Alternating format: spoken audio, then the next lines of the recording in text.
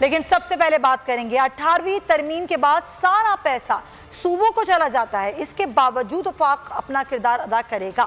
کراچی کے پاس ایک جزیرہ ہے جو ایسے ہی پڑا ہے، ہم اس پر منصوبہ لا رہے تھے، لوگ سرمایہ کاری کے لیے تیار ہو گئے تھے، اس کا فائدہ سندھ کو ہونا تھا، لیکن سندھ حکومت نے تو آبجیکشن سرٹیفکیٹ واپس لے لیا۔ سندھ حکومت سے کہوں گا اپنے فیصلے پر نظر ثانی کریں۔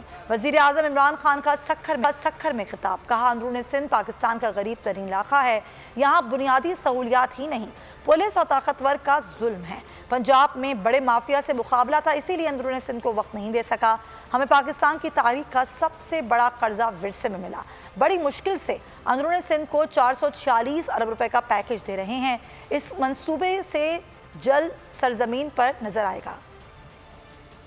عمران خان کا مشن اپنے لیے لندن اور دبئی میں محل بنانا نہیں، عمران خان کا مشن پاکستان کے عوام کی زندگی بہتر بنانا ہے۔ وفاقی وزیر اسد عمر کا سکھر میں خطاب، کہا وفاق سندھ میں کام کرنے کی کوشش کرے تو مشکلات پیدا کی جاتی ہیں۔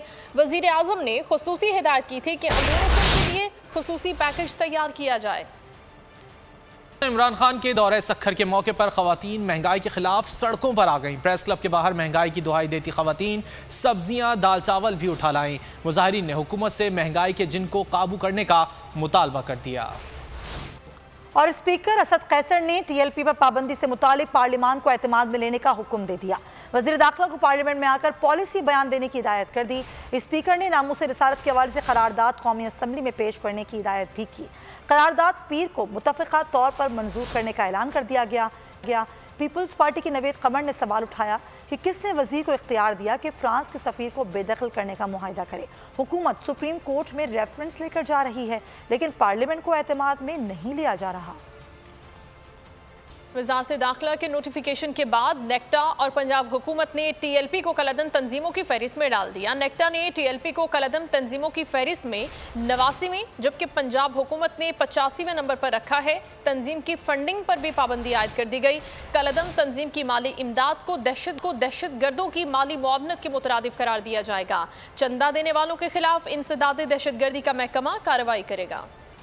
ملک میں 4 گھنٹے بندش کے بعد سوشل میڈیا کی بحالی شروع ہو گئی۔ عوام کو یوٹیوب، فیس بک، ٹویٹر اور واٹس ایپ سمیت تمام سوشل میڈیا پلیٹ فارمز تک دوبارہ رسائی ملنے لگی۔ پی ٹی اے نے عارضی پابندی وزارت داخلہ کی ہدایت پر لگائی تھی۔ بندش کا فیصلہ احتجاجی خبر شامل کریں گے کہ شہباز شریف کی ضمانت کے فیصلے پر ججز میں اختلاف کے باعث اپوزیشن لیڈر کی رہائی رک گئی۔ بینچ کے سینئر جج جسٹس سرفراز نے ضمانت منظوری کا مختصر فیصلہ لکھ کر جسٹس اسجد گھرال کو بھجوایا، مگر انہوں نے دستخط نہیں کیے۔ دونوں ججز اب اپنا الگ الگ فیصلہ لکھ کر chief justice Lahore high court کو بھیجیں گے۔ فیصلہ ریفری جج کے سپرد یا نیا بینچ تشکیل دیا جا سکتا ہے۔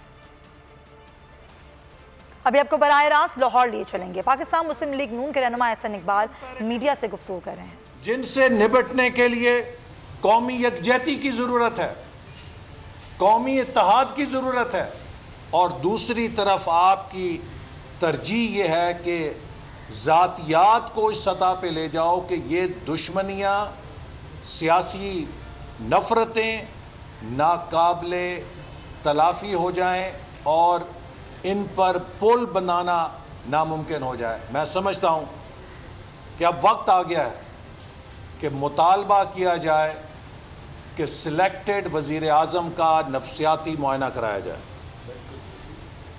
یہ شخص وزارت عظمیٰ کے منصب کے لیے فٹ نہیں ہے۔ یہ اپنی انتقام، اپنی حسد اور ذاتی ایجنڈے پر پاکستان کے مستقبل کو داؤ پر لگا رہا ہے۔ عمران خان نے سرگودا میں کہا کہ یہ مہنگائی سمٹم ہے، اصل میں رول آف لا کا کرائسس ہے، اور جناب فلاسفر صاحب نے مثال یوں دی کہ اگر آپ کو بخار ہوتا ہے تو بخار بیماری نہیں ہوتی، وہ علامت ہوتی ہے۔ اگر آپ کوئی غلط چیز کھا لیں تو سٹمک انفیکشن کوز ہے، بخار علامت ہے۔ تو آج انہوں نے کہا ملک میں رول آف لا کا کرائسس ہے، اس کی وجہ سے مہنگائی ہے۔ تو عمران نیازی صاحب 2013 سے لے کر 2018 تک مہنگائی نام کی علامت پاکستان میں نہیں تھی۔ اس کا مطلب یہ ہے کہ رول آف لا کا کرائسس بھی نہیں تھا. اگر آج مہنگائی علامت کے طور پہ موجود ہے اور آپ کے بقول یہ نشانی ہے رول آف لا کے کرائسس کی, تو یہ رول آف لا کا کرائسس 2018 کے بعد آپ کی حکومت میں پیدا ہوا ہے, جس نے آئین, قانون, پارلیمنٹ, تمام ضابطوں کو بالائے طاق رکھ کے اپنا کینہ, اپنا حسد, اپنی انا, اپنی نفرت کو سیاست اور حکومت کی بنیاد بنا دیا. یہ شخص پاکستان کو اس سطح پر لے کر جا رہا ہے کہ جہاں ملک کی انٹرنل پولرائزیشن کے نتیجے میں ہم آپس میں دست و گریبان ہوں گے اور پاکستان کے دشمن پاکستان کے ساتھ من مانا کھیل کھیلیں گے. اس شخص کو یہ نہیں پتا کہ افغانستان سے امریکہ کی فوجیں نکلنے کے کیا جیو پالیٹکس پہ اثرات ہوں گے اور پاکستان نے اس کے لیے کیسی تیاری کرنی ہے. اس شخص کو یہ نہیں پتا کہ اس کی پالیسیاں ملک کی معیشت کو اور سرمایہ کاری کو جس طرح تباہ کر رہی ہیں اس کے آنے والے دور میں کیا اثرات ہوں گے. اگر انڈیا 11.5% پہ پینڈیمک کے باوجود گرو کر سکتا ہے تو پاکستان 10-11% سے کیوں نہیں گرو کر سکتا؟ پاکستان کیوں 1-1.5% پہ گرو کر رہا ہے؟ اس کی وجہ صرف عمران خان کی اینٹی بزنس, اینٹی انویسٹمنٹ اور انتقامی پالیسیاں ہیں. تو اس لیے یہ جو حکومت اس وقت کر رہی ہے یہ پاکستان کے مستقبل سے کھیل رہی ہے, اور یہ بات ثابت ہو گئی ہے کہ نہ ان کے پاس ٹیم ہے, نہ ان کو یہ پتہ ہے کہ ملک کیسے چلتا ہے, نہ ان کے پاس کوئی پروگرام ہے, نہ ان کے پاس کوئی ویژن ہے. ان کا ویژن صرف یہ ہے کہ میں نہیں چھوڑوں گا, میں اپنے مخالفوں کو نہیں چھوڑوں گا, میں انتقام لوں گا اور میں اس انتقام کی آگ میں پاکستان کو جلاؤں گا. لہٰذا جو شخص ان حالات کے اندر, ان مسائل کے اندر, in the middle of the crisis, کہ جہاں ایک طرف آپ کی لا اینڈ آرڈر کی سچویشن ایسی ہے کہ آپ کو سوشل میڈیا بند کرنا پڑ رہا ہے, وہاں آپ کی ترجیح یہ ہے کہ جاتی عمرہ میں جا کے شریف خاندان کے مکان مسمار کرو. This calls for psychiatric evaluation of the Prime Minister. It shows کہ he is unfit for the job he is holding. لہٰذا میں مطالبہ کرتا ہوں کہ فوری طور پہ ایک سائیکیٹرسٹ کا پینل ترتیب دیا جائے اور وہ سلیکٹڈ وزیر اعظم عمران خان کی نفسیاتی ایویلیویشن کرے, چونکہ اس شخص کی انا, اس شخص کا حسد, نفرت اور نفسیاتی کیفیت پاکستان کو تباہ کر رہی ہے. میں اس میں اسپیسیفکلی اس جانب توجہ چاہوں گا کہ پچھلے 3 دن سے پورا ملک جو ہے وہ جام تھا. ہر مین روڈ بلاک تھی, لوگ جو ہے وہ سڑکوں پہ دھکے کھا رہے تھے, فیملیز جو ہیں وہ خوار ہو رہی تھیں, ایمبولینسز میں مریض جو ہے وہ مر رہے تھے.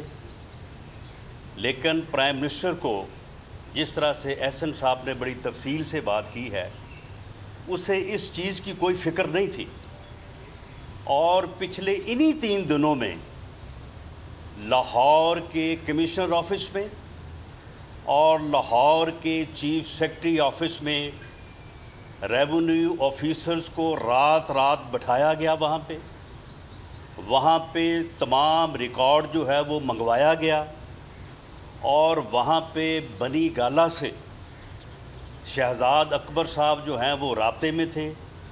اور ان 3 دنوں میں 4 دنوں میں جو ہے وہ جو شریف فیملی کی اراضی ہے, جو ان کی رہائش گاہ ہے, اس کے متعلق جو ہے وہ انتقال کو یا اس رجسٹری کو جو ہے وہ توڑا گیا اور اس انتقال کو جو ہے وہ منسوخ کیا گیا.